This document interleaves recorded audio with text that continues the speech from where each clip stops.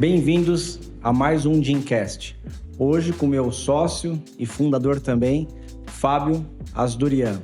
Vamos bater um papo sobre o que está acontecendo durante a semana, sobre algumas declarações que ocorreram em relação às criptomoedas. Vamos falar um pouco de mercado. É um bate-papo de tema livre aí. E vamos começar, Fábio. O que você acha de a gente falar sobre as últimas declarações de bancos em relação à criptomoeda? O que você tem visto aí nas últimas semanas? Vamos tentar elucidar por nosso ouvinte qual que é a nossa interpretação de ponto a ponto para deixar trabalhar isso com clareza, pelo menos a nossa visão em relação ao assunto. Boa. Vamos lá? O que você acha? Teve uma notícia aí que eu li nesse final de semana que me deixou muito incomodado, né? Que o Deutsche Bank disse que o preço do Bitcoin é baseado em uma ilusão. Esse tipo de notícia me deixa muito revoltado, na verdade, porque eu acho que o mercado ele já amadureceu de uma maneira que esse tipo de comentário não cabe mais, né? Não cabe mais. Isso me fez forçar a voltar a estudar a origem do dinheiro. Porque, assim, eu acho que quando um banco desse porte solta um comentário desse, tem que ter um embasamento, né? E eu li a matéria, eu não consegui encontrar nenhum tipo de embasamento para eles apoiarem esse tipo de comentário, né? Então, assim, a partir do momento que você analisa, por mais que a gente passou aí por um momento de conturbado, né, de depreciação do valor das criptos nessa última semana, por conta de algumas informações... Que estão retornando já bem forte hoje, que está retomando o mercado, e a gente sabia disso, a gente sabe, porque nós somos holders total. Sempre vemos o mercado a longo prazo, a gente sabe aonde isso vai chegar um dia, mas a gente analisa alguns pontos, né, que, por exemplo, né, Bitcoin hoje tem mais de 23 milhões de carteiras ativas, né? Ou seja, não é mais uma ilusão, né? A partir do momento que você vê um número de transação diária de 70 bilhões de dólares, aonde você vê centenas de milhares de pessoas que compram e vendem, ou compram e seguram como um investimento a criptomoeda, o Bitcoin em particular, que a gente está falando por conta dessa declaração do Deutsche Bank, a gente vê que isso não é mais uma ilusão, né? São muitas pessoas que aderiram a esse mercado, né? Você vê, por exemplo, países com economia colapsadas, né? Com inflações absurdas, conseguindo proteger o patrimônio com a criptomoeda. A população, você diz, né? População conseguindo proteger o seu patrimônio com a criptomoeda. Ou seja, esse tipo de declaração realmente me deixa bastante revoltado, cara. Só para recapitular, qual que foi a declaração, só para eu anotar aqui, qual que foi que eles falaram que eles não enxergam? O que é? Que o preço do Bitcoin é baseado em uma ilusão. Baseado em ilusão, eu acho que isso cabia esse discurso lá atrás, né? Até no momento que eu estava conversando agora há pouco com ele, e um dos assuntos foi esse, que tem muito cético, e eu, no meu ponto de vista, acredito que cético é aquela pessoa que ainda não entendeu, né? E o conforto daquela pessoa que não entendeu é falar que ela é cética. Eu não entrei porque eu sou cético. Então, acho que isso é uma questão que a gente costuma ver esse comportamento. É mais fácil de se justificar, né? É mais fácil você mentalmente se justificar para você mesmo, né? Que você é cético, por isso que você não entra. E eu já fui cético em relação ao Bitcoin. No momento em que eu via que ele só era transacionado no peer-to-peer, né? Ou seja, de pessoa para pessoa, onde ele não tinha entrado no mainstream, onde ele não estava em circulação no mundo inteiro. Quando você fala que tem 36 milhões de carteiras, é impossível ignorar esse fato. Mas no momento que eu passei a ter conhecimento do fundamento dele, então quer dizer que não é uma ilusão, né? O Bitcoin, ele pode ter começado como uma ilusão, como um experimento, mas ele tomou grandes proporções e hoje ele está no mundo inteiro, tá? Esse experimento, ele é um código, né? Então, eu vejo muitas instituições grandes tentando desmoralizar o Bitcoin. O Bitcoin é um código, você não desmoraliza um código, é um software. Ele não tem moral. O Bitcoin, ele não se importa o que uma pessoa pensa ou não pensa dele. Porque não tem nem uma instituição por trás do Bitcoin.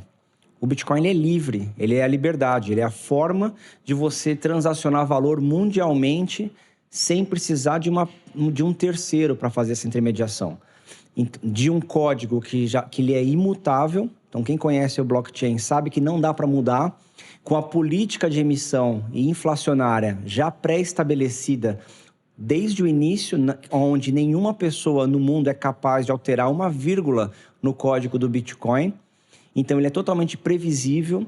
Agora que ele ganhou grandes proporções, ele começa a ser adotado em massa, inclusive por grandes instituições que já estão comprando e deixando na tesouraria. Então, quer dizer, se grandes instituições já estão enxergando valor, tem 36 milhões de pessoas, que não é nada perto do que vai ser, já tem carteiras e já movimentam o Bitcoin, ele está longe de ser apenas uma ilusão, ele já é uma realidade.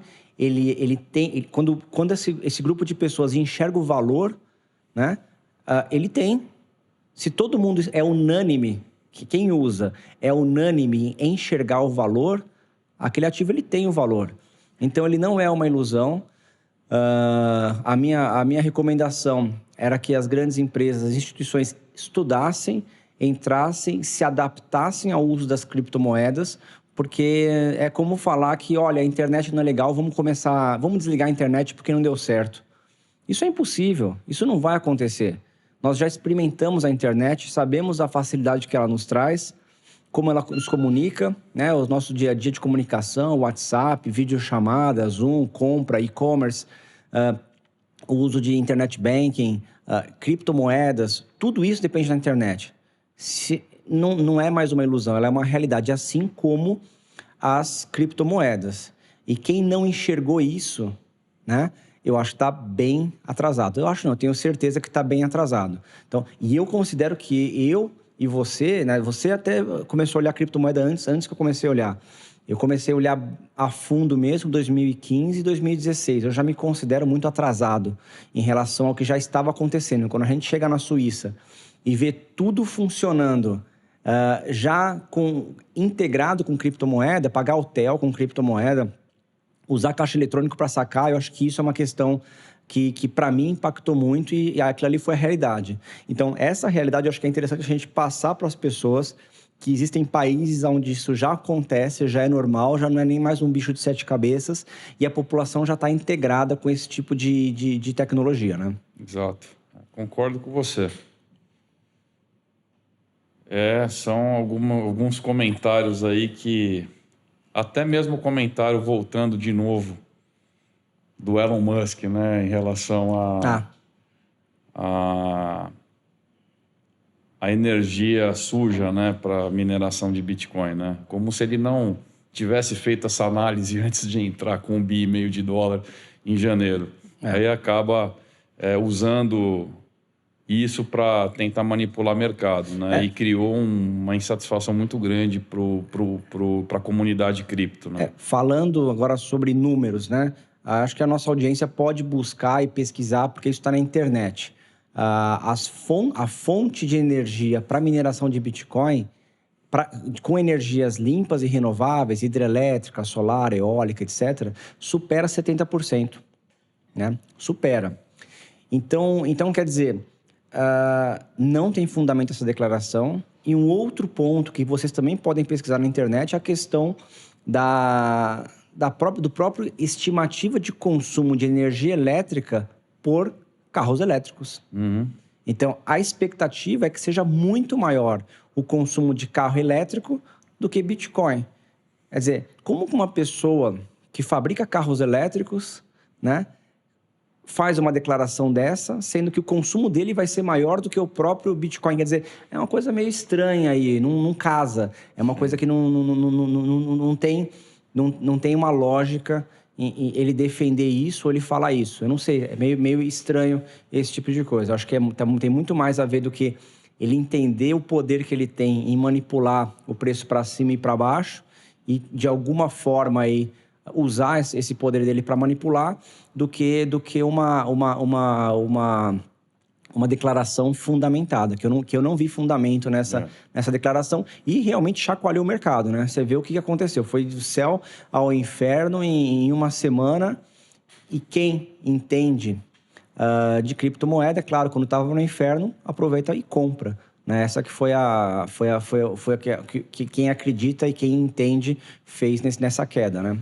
O que incomoda muito, né, algumas instituições é o que o Ray Dalio falou aí numa matéria de ontem, na verdade. Hoje é dia... Não, de hoje, na verdade. De hoje, é 24. Que o maior risco do Bitcoin é seu sucesso. Ou seja, o Ray Dalio, para quem não conhece, ele é fundador de um hedge fund chamado Bridgewater, que eles são investidores em Bitcoin, né? Em 2017 ele até saiu contra o movimento cripto, né? E hoje ele é um dos maiores defensores da cripto, né? Então é exatamente isso. Esse sucesso do Bitcoin e das criptos, né? E aonde ela pode chegar preocupa algumas grandes instituições, né? Então eles tentam aí, com argumentos infundados, usar uma maneira de tentar bagunçar o mercado, porque ainda existe uma grande massa de pessoas que a gente até falou na live de sexta-feira, de investidores que não sabem o que está investindo, né? Eles entram no hype do que está acontecendo, a criptomoeda é um assunto que está borbulhando no mundo, né? Desde dezembro do ano passado, e as pessoas acabam entrando com o pensamento de ficar milionário da noite para o dia. Não, exato. Sem estudar o que é e sem realmente conhecer o que a cripto vai impactar. Então, são sensíveis a notícias. Algumas instituições, sabendo disso, se aproveitam para tentar derrubar esse movimento. Mas não vai conseguir, isso é uma coisa que... Não, e você falou disso... No meu entendimento, é impossível de acontecer. Você falou do Ray Dalio e, na verdade, aqui, ó, você deu até like aqui. Um pouquinho antes de começar o Gymcast, eu postei aqui que é uma declaração dele. Então, o Ray Dalio disse, tá no Future of Money, né, no site da Exame, né, Sim. Que ele disse o seguinte: eu prefiro o Bitcoin aos títulos públicos americanos, né? Então, quando uma pessoa desse calibre dá esse tipo de declaração, você vê realmente que entrou no mainstream e ele entendeu. Ele entendeu o que é você ter Bitcoin, o que é você ter criptomoeda. Então, eu acho isso que é algo que realmente dá uma fortalecida aí em todo o ecossistema de criptomoeda. Sim, sim. Eu queria comentar um pouco sobre as idas e vindas do mercado, né? Que a gente... O que acontece? Que a gente vê um comportamento que é cíclico. Quem está mais tempo no mercado vê que, por exemplo, a China banir as criptomoedas é algo que é corriqueiro, né? No mínimo 4 vezes, aqui que eu lembro de cabeça, houve o banimento da China em relação às criptomoedas. O que isso traz de impacto no mercado? Todo novo investidor de criptomoeda, né, vamos lá, quem entrou nessa última alta, nesse último bull run aí que teve, né, que foi a primeira vez que entrou em contato com a criptomoeda. Então, como você falou, eles entram na onda, né, eles entram naquele movimento de manada, e aí solta que a China vai banir o Bitcoin. Só que ele já baniu 4 ou 5 vezes. Ano sim, ano não, eles estão banindo o Bitcoin. Então, quem ouve pela primeira vez essa notícia, depois que você está dentro do mercado, isso é normal, gerar um certo medo e você ter a queda, que foi o que aconteceu. Então, você combina algumas notícias né? Uma declaração do Elon Musk, a questão da China proibir e outras coisas que vão acontecendo durante a semana, o preço ele dá uma derretida, só que quem entende o fundamento do Bitcoin sabe que não foi mudado nenhuma vírgula. Sim. O código não foi alterado, ele é o mesmo, continuam sendo emitidos no máximo 21 milhões de unidades. A política de emissão inflacionária, ela é a mesma, não vai mudar, quer dizer, tudo igual. Então não tem por que as pessoas internalizarem esse medo e soltarem o ativo, né? Quem conseguir enxergar as criptomoedas no longo prazo vai ter um ganho que é, no meu ponto de vista, sem precedentes. Sem precedentes. É claro que a gente sempre fala para as pessoas sempre dimensionar a qual volume você quer estar exposto a essa criptomoeda. Porque ela, assim como ela pode subir, ela é extremamente volátil. Ela pode cair, semana que vem perder um percentual, mas você só vai perder no momento que você vende. Exato. Então, se você tem um dinheiro que você pode deixar a longo prazo, eu não consigo enxergar ativo melhor do que as criptomoedas, assim como o próprio Rei Dalio disse hoje. Né? Dentro do que você está falando aqui, vi uma matéria sobre os short-terms investors perderam nesses últimos dias aqui com esse crash que teve mais de 7 bilhões e 700 milhões de dólares, né? É um movimento que essas pessoas que entram e ficam desesperadas, né, nessa bagunça do mercado, saem vendendo, realizando prejuízo, né, e deixando lucro para os holders, que são investidores que pensam a long term, prazo, né, e para os whales, né, para os baleias que são detentores de grandes quantidades de cripto, né. E esse movimento vem se repetindo há muito tempo, né? E eles gostam, na verdade, que aconteça isso. Porque eles acabam capturando uma lucratividade absurda. Né? E é triste, porque eles estão explorando as pessoas que desconhecem. Sim. Por isso que é muito importante estudar as criptomoedas, entender os seus fundamentos, entender Eu até tenho o site, né, coinmarketcap.com, que é o site onde listam diversas criptomoedas, onde você pode entrar projeto por projeto e entender qual que é o fundamento que está por trás de cada um deles, né? Até que a gente não está vendo o que deveria acontecer, porque o Bitcoin é uma criptomoeda, existem outras centenas de criptomoedas ativas, né?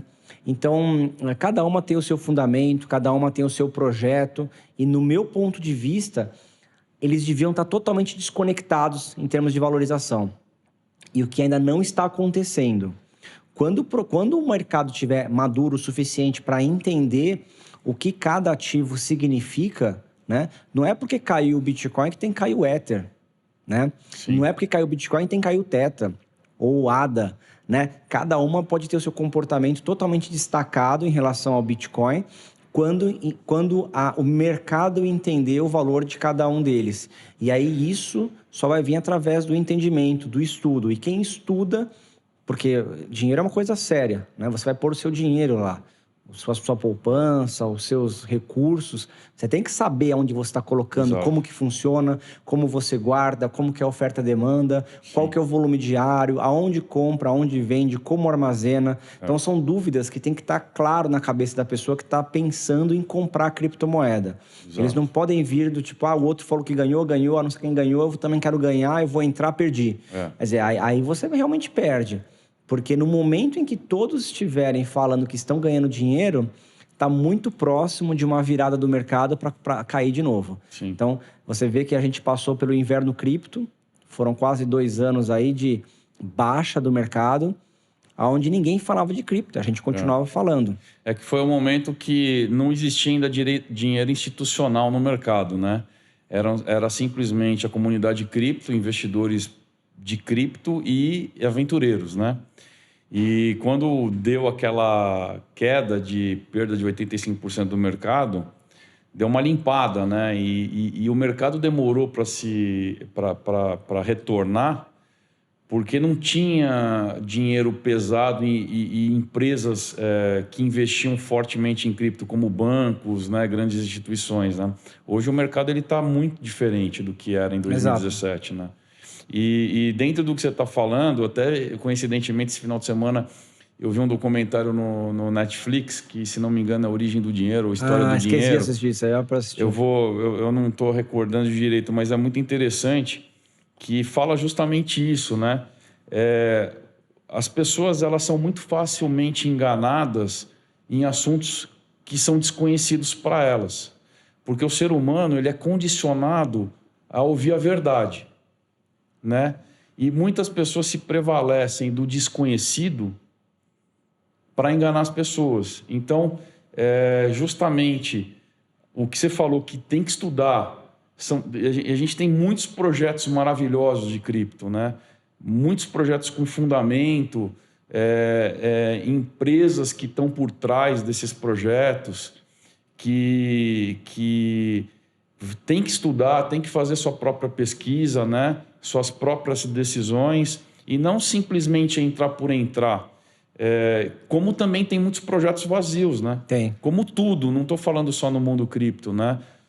No mundo financeiro tradicional também tem muito disso, de projetos vazios, como projetos com fundamento, né? O que eu vejo é o que você falou, tem um termo que o pessoal usa no mercado de cripto, que é o do your own research, que é faça sua própria pesquisa. Então, a criptomoeda, ela te traz muita liberdade, mas você também traz junto a responsabilidade. Você é responsável por entender aonde você está colocando o dinheiro.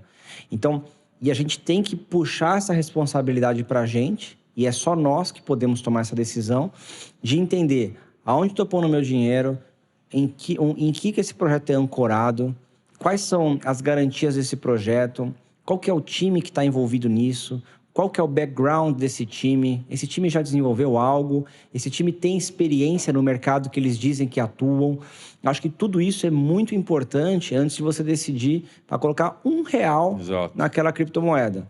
Então, você tendo a segurança de que você entende daquilo, aí você faz a aquisição. Porque criptomoeda não é um cassino, não é aposta, não é sorte, é entendimento. Né? Quando você vê que é um projeto sério e você acredita naquilo, você vai, entendeu? Sim. E você pense a longo prazo, porque eu não sou fã de fazer day trade. Eu acho que isso é extremamente desgastante, ele exige uma atenção muito grande a todo momento, o mercado é extremamente volátil, né? Você perde a sua saúde fazendo trade. E nem né? alavancagem, né? Tem muita gente fazendo alavancagem no mercado cripto. Sabe? É um mercado muito volátil para se fazer isso. Não está maduro para você fazer isso. E eu acredito no longo prazo, você também. Nós somos holders, né? A gente acredita no longo prazo. A gente quer que a criptomoeda ela dê certo no longo prazo. Não estamos aqui para extrair um resultado agora e colocar no bolso e sair legal e ganhamos dinheiro com o. Não é essa a questão. É o fundamento da criptomoeda. Então, quando você entende realmente todo o fundamento, você olha a longo prazo. Então, tem projetos que eu comprei um pouquinho, mas que eu acreditei. Aquele projeto da descentralização do streaming, né? Então, quer dizer, eu olhei o projeto, eu vi as pessoas que estavam envolvidas, as empresas que estavam patrocinando, eu achei interessante e eu comprei algumas moedas. Para quê? Para segurar 3, 5, 10 anos. Então, quando as pessoas de longo prazo, de visão de longo prazo, começarem a vir para o mercado cripto, eu acho que vai ter um movimento muito... Não acho não, eu tenho convicção que vai vir um movimento muito grande de investidores tradicionais para o mercado cripto. Assim como eu também tinha ações em empresas. Só que a gente que gosta de cripto, a gente gosta dessa questão do potencial, da descoberta, do potencial de valorização rápida. Não que a gente vá realizar, mas só de ver o mercado nessa pulsando muito mais do que o mercado tradicional, isso é muito, muito interessante para a gente. Quando eu estava vendo as pequenas variações do mercado tradicional, seja 0,2 para cima, 0,2 para baixo, ficando flat um dia, isso para a gente começa a dar, né? Você fala, pô, cadê a emoção do mercado, né? Então, e aí, hoje a posição minha em relação ao mercado tradicional é que ele é um mercado que pelo menos não me atrai mais. Não me sinto atraído por oportunidades do mercado tradicional, a não ser, óbvio, né? A questão de real estate, que é o que a gente olha sempre, respiramos real estate, olhamos e vemos todos os dias. Mas tirando isso, eu não enxergo o mercado tradicional como algo atrativo para mim, né? É que o mercado tradicional, na verdade, os ganhos na cripto, ela é totalmente descolada do mercado tradicional, né? Isso não é só nós que estamos falando, né? Grandes empresas como a própria MicroStrategy já chegou nessa conclusão, a própria Tesla, né? O CFO da Tesla soltou uma matéria um pouquinho antes do Elon Musk fazer a bagunça no Twitter, Bagunceiro. onde por que eles teriam alocado o caixa a longo prazo no Bitcoin e não no mercado tradicional. E é justamente isso que a gente já analisa faz muito tempo, né? E por que a gente tem essa visão, né? Você compartilha da mesma visão que eu. Apesar da gente ter começado há 5 anos atrás, então a gente já tem contato a fundo com a cripto há mais de 5 anos, ainda assim o mercado é muito pequeno. Ele está começando agora. Eu vejo o mercado cripto como um bebê ainda. Sim. Nem como uma criança, como um bebê. Recém-nascido. Então, como a gente vê, a gente sabe que tem muito, muito que crescer. A gente sabe o potencial de valorização, apesar do risco, apesar da volatilidade, a gente sabe onde esse mercado vai parar. A gente sabe. E é por isso que o mercado tradicional para a gente não tem mais graça mesmo, né? Não tem como ter, né?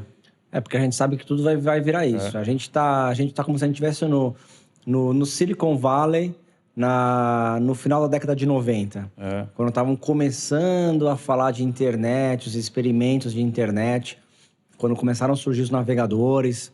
A gente está nessa época. Só que agora nós temos maturidade para conseguir aproveitar esse mercado, que lá atrás a gente não tinha. Eu acompanhava, eu sempre fui muito entusiasta da parte de internet, e o que eu podia capturar de tudo o que estava acontecendo era simplesmente montar meu computador e conectar com os meus amigos e tal, porque eu não tinha idade e nem maturidade para conseguir surfar essa onda ou aproveitar isso. Mesmo assim, já enxerguei, quando eu tinha 19 anos, fundei o primeiro e-commerce de revelação de fotos online, né?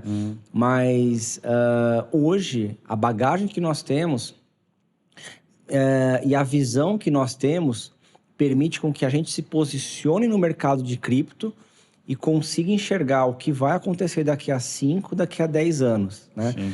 Quando nós começamos a empresa, você vai lembrar que a gente falava para as pessoas que em 5 anos vocês vão ver o poder da cripto. 5 anos chegou agora. Exato. Acabou de fazer 5 anos. E o que a gente falava lá atrás aconteceu, que tá todo mundo vendo. Nós falávamos que iam ter fundos, que iam comprar cripto. Ninguém acreditava. Nós falamos que ações de companhias iam ser negociadas em tokenizadas, cripto. né? Tokenizadas. Ninguém acreditava, tá aí, né? Você tem fundos brasileiros multimercado que investem em fundos internacionais que compram cripto. Você tem a Binance, que tokenizou as ações da Coinbase, da Microsoft, da Tesla. Então, eu comprei ações da Tesla através da Binance. Então, tudo que a gente falava lá atrás que ia acontecer, aconteceu de fato. E a gente sabe o que vai acontecer daqui a 5 anos. O que vai migrar, eu vejo hoje que nós temos aí um market cap próximo de 2 tri de dólares, eu vejo esse vezes 10, vezes 15 de uma forma tranquila. Então você vê, eu enxergo isso em 2, 3 anos, batendo 20 tri, 25 tri, 40 tri. Eu vejo que ele vai chegar a isso nos 5, 6, 7 anos, ele chega nesse volume. E chegando nisso, nós estamos falando de 10 vezes mais, 15 vezes mais, ou quantas vezes mais, não sei, em dinheiro alocado em criptomoedas. Então, quer dizer, é uma coisa que, para a gente, o mais difícil foi prever esses primeiros 5 anos. Daqui para frente fica uma coisa mais fácil da gente prever o que vai acontecer, né? É que a cripto permite uma democratização, né? você começa a acessar o mercado global, não local. Essa que é a beleza Não tem fronteira, da cripto, né? Não tem fronteira. Você pega, por exemplo, a questão da tokenização de ações de empresas de capital aberto, que a gente falava há 5 anos atrás que isso ia acontecer, chamava a gente de louco. Cara, hoje você permite com que uma pessoa aqui no Brasil compre uma ação da Tesla. Uma. Aonde isso aconteceria sem a tokenização de uma ação? Você teria que ter acesso a um intermediador ou ser um investidor profissional para você ter acesso ao mercado americano para poder investir na Tesla, na Nasdaq, né? E mesmo assim, você teria que ter uma quantidade de valor que compensasse fazer isso. Hoje, qualquer um pode comprar uma ação da Tesla. Ou seja, estou dando o exemplo da Tesla, pode ser da Apple, pode ser da MicroStrategy, pode ser... Não, a Tesla o pessoal não vai... Quais outras que já estão tokenizadas? O pessoal de cripto já não está comprando tanto a Tesla, né? Deu o exemplo que foi a primeira que veio na cabeça, mas... O que eu vi, Microsoft, Apple, MicroStrategy, e tinha mais uma ou duas lá, agora não me recordo. Mas agora isso vai ser uma tendência que vai todo mundo entrar nessa, porque você está começando a fazer captação global, né? Se o market cap dessa empresa é X, vai se multiplicar por 100x em pouco tempo, porque até desbancarizados hoje têm acesso à criptomoeda. É só ter uma internet e um smartphone. É mais fácil você ter cripto hoje do que você ter uma conta em banco. Então, imagina a quantidade de dinheiro que está solto aí no mundo que podem ser canalizados para esse tipo de empresas que hoje elas fazem captação local ou muito específicas. Você tem captação global, né? Um dos exemplos. Então, é um mundo sem limites, né? A gente está tendo a sorte de ter acesso ainda de um negócio que ainda é um bebezinho. Não, mas é isso mesmo, é a sorte mesmo. A gente vê que se não casa se não tem esse alinhamento de planetas, né? E até as condições, o mercado ele estava muito... quando a gente entrou justamente porque nós vimos falta de liquidez no mercado imobiliário, né? Como pegar um portfólio, né, de real estate que ele é ilíquido, né? Ele não tem uma liquidez alta. Quando você pega um ativo imobiliário e você quer vender ele rápido, você tem que dar um desconto. Você nunca vende pelo preço preço patrimonial. Por quê? Porque ele é ilíquido, um valor muito grande, ele é complexo você fazer uma transação imobiliária. Então, a gente veio de um mercado com crise, uma crise de liquidez, e trabalha isso para incorporar isso nas criptomoedas. Então, se a gente não tivesse esse problema de liquidez, provavelmente a gente não tinha pensado em entrar no mundo das criptomoedas lá em 2015, 2016, né?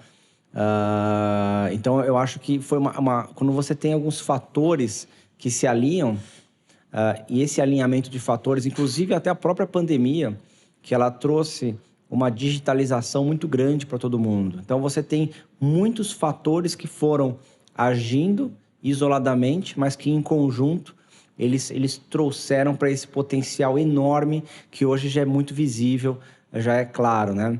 Eu comentei até com a Eli sobre que nós fomos convidados para falar para o grupo de Family Offices, no maior evento de Family Offices do mundo, em Mônaco, né? Então, é um assunto que realmente já despertou a atenção de todo mundo e as pessoas elas estão querendo cada vez mais entender e beber da fonte, né, de quem realmente está lá no dia a dia para começar a tomar suas decisões de investimento. E isso, quando eles estão buscando esse conhecimento, toda aquela cadeia que a gente explicou de valor que começa a despejar no mercado de criptomoeda, ela começa a se consolidar. Você sabe, a plateia que nós vamos falar lá. Na sala ali, eles estão estimando 4 trilhões e 500 bilhões de dólares under management, sob gestão das pessoas que vão estar lá. Então, quer dizer, se uma fração daquilo resolve começar a converter para cripto, Nós já estamos falando aí, se você numa sala, você já tem mais de 2 vezes todo o market cap de criptomoedas em uma sala. Quer dizer, quando eu falo para vocês que é possível você chegar a 10, 15, 20 vezes o que nós temos hoje em market cap, é porque realmente nós temos subsídio para isso. Sim. Concordo, exatamente.